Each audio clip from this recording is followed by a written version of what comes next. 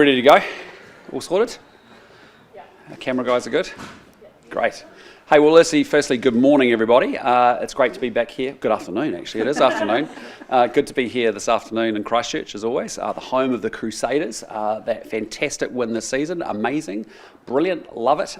So it's awesome to be back here at home. Great to be here at this chip tech company. This is an amazing organisation, 2 generations now, and they do incredible advanced manufacturing in the tech space and sell most of their products overseas.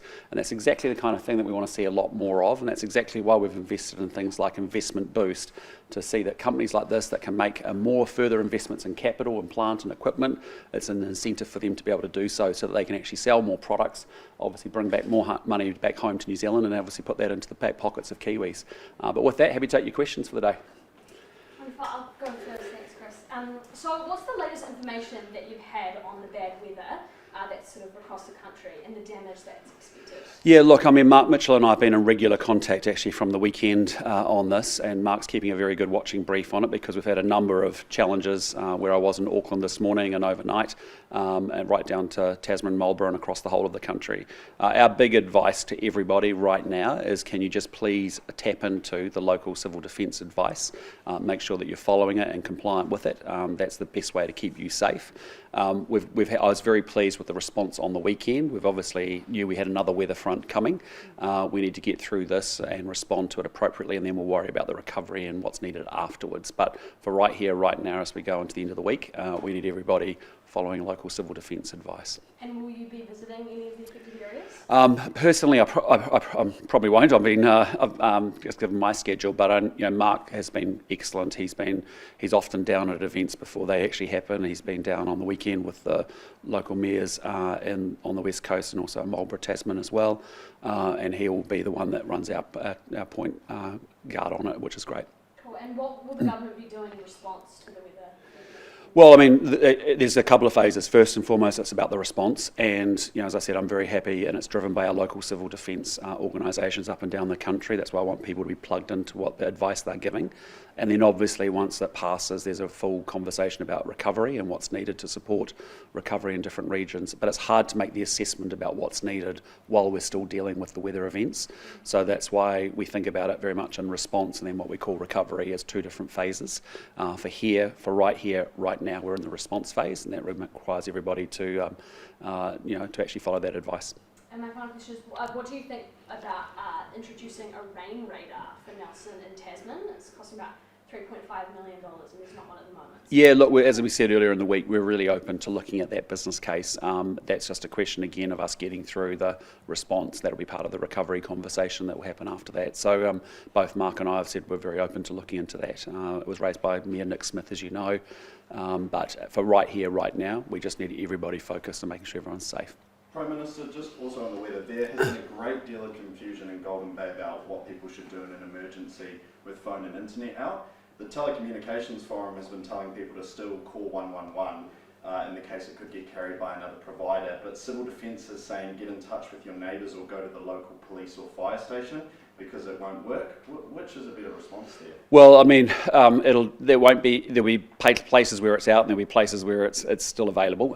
In that case, use 111. In the case where it's not available, obviously follow the civil defence advice and get close with your neighbours and the people around you.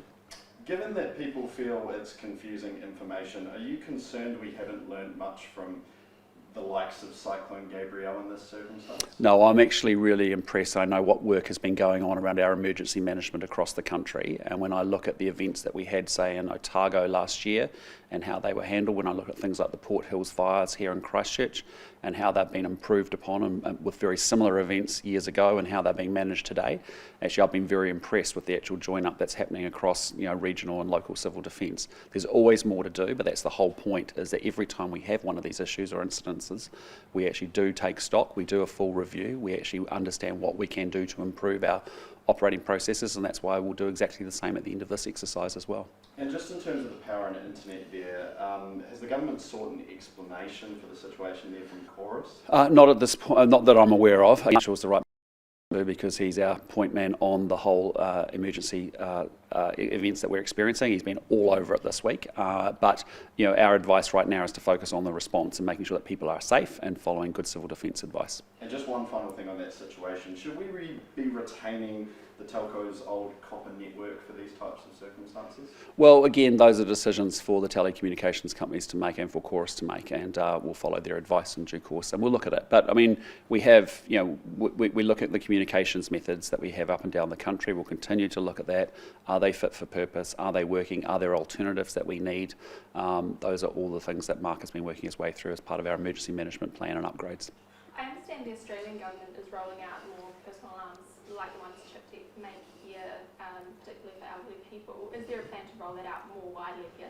Yeah, look, I mean, it's something that I've encouraged actually the Chiptech team to actually talk to our ministers, both Louise Upston and responsible for MSD, but also Simeon Brown on the healthcare front, because clearly this is amazing technology. Obviously, every time someone is helped, aided, anxiety is reduced, that's all good stuff. So, we'll make sure that they're plugged into the government and to the appropriate ministers and to continue those conversations. So you would be open to a similar scheme as to what is... No, I'm just saying we need to be able to, we've seen information out of obviously the UK and the experience of these devices there and what that's meaning for Scotland and for England.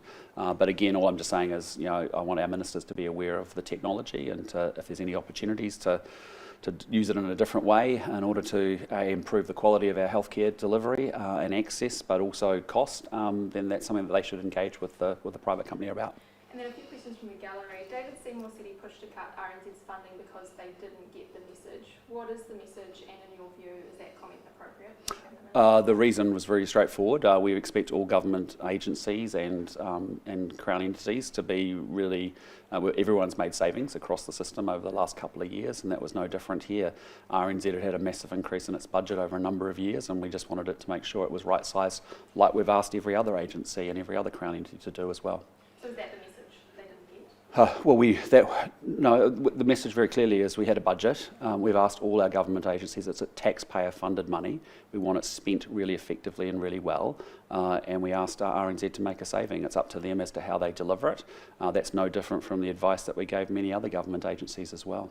What's your response to the more than 8,000 people who have signed a petition calling for an investigation into David Seymour and his comments on academics and council staff that were criticising the regulatory standards bill? Yeah, look, I've had comment on that earlier in the week, and I've just said, look, I'm not as Prime Minister getting in the middle of refereeing a political debate. It's politics is robust in New Zealand, so we expect it to be robust. It's important that it is, and so I don't see any need for me to get in the middle of all of that.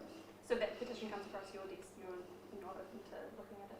Well, I look at all petitions that come. I get a lot of them. The government gets a lot of them, but I'm just saying to you, I'm Prime Minister of New Zealand. I've got a lot of important things to do. That ain't one of them. When will government confirm changes to Family Boost? The latest data showed just 388 families were receiving the full benefit of that scheme, which is a pretty slim fraction of the 21,000 your government said would qualify. Yeah, we'll have more to say about that next week, and Nicola Willis will talk to that next week. Mental health workers say it's become increasingly difficult to have police join them on call-outs to visit distressed patients. Is it your expectation that health workers will still receive police support? Yes, our view is we've got a process in place, a 4-stage process, to make sure that we actually get New Zealanders that are suffering with mental health issues and episodes, that actually they get the right mental health support rather than just police doing the mental health work. And that's why we want mental health professionals going to those cases and those call-outs. Of course, police are available at all times to support, but we're being very clear, we want police focused on chasing down criminals, and people going through a mental health episode aren't criminals, and they need real support and real help. And that's why we want to work a different model to try and get mental health experts to those people when they desperately need those services. What about the safety of those mental health workers when they're in those situations? For example, we at staff have heard from a mental health worker who was punched in the face by a patient after police were unable to join them for a home visit recently. Well, I can say, again, talk to the police, but we've got a really clear protocol in place as we move through the different 4 phases to make sure that we're getting the mental health support to the people that need it, that police will be present. And so there's a series of protocols that are needed about making sure police will be there if the call-out's needed. But what we want to change, and we need to change, is we don't want our police going to being the sole people that are going into mental health call-outs as a result. We want the mental health professionals there as well. In regards to the Regulatory Standards Bill, is National 100% committed to supporting the Standards Bill in its current form, or would would you be open to changes being made? Look, the intention of the bill is to make sure we pass better quality regulations and legislation that actually, we want to make sure that we're doing the best that we can with developing really high quality legislation as it comes through the Parliament. There's obviously the devil's in the detail with this bill. That's why it's going to a select committee process. That's where we expect it to get a really good work over in terms of actually understanding what other builds from the public and from experts and from others and from other political parties. And of course we digest it once it's gone through a select committee process. And in your latest release that you just made this afternoon, would you consider working with opposition parties like Labor to establish a policy costings unit? Again, we've had that conversation as a government and we've decided not to progress that. And, yes, you've dropped from about doing 40 actions a quarter to just 28 in this coming quarter. Are you giving yourself a bit of a breather? I wouldn't interpret that. Each action's got a different set of workloads associated with it, so it wouldn't be the right way to look at it just on sheer numbers. There's some complexity to a lot of those actions that we've got on. They're big pieces of work. Ending an oil and gas ban, for example, was a pretty big piece of work, and so it's just making sure that we focus the public service. They know exactly what we're focused on in the next 3 months. We focus the ministers and the coalition government so they know exactly what's needed to be delivered in the next 3 months, all so that we can actually rebuild and grow the economy to lower the cost of living, make sure that we restore law and order, and obviously deliver better public services, particularly in health and education. Prime Minister, New Zealand spent $32 million on being part of a satellite mission called METHANE-SAT. The satellite's now lost in space. Some of our leading space scientists say New Zealand ignored multiple red flags when it came to its investment. Can you reassure the public that you'll look at our decision-making processes here so that it doesn't happen again? Well, let's be clear, this was a decision of the previous Labor government, not my government, and again, I'm aware of the issue. I haven't been briefed in detail about it. That's an issue for MB now to respond to, and I expect them to respond to it.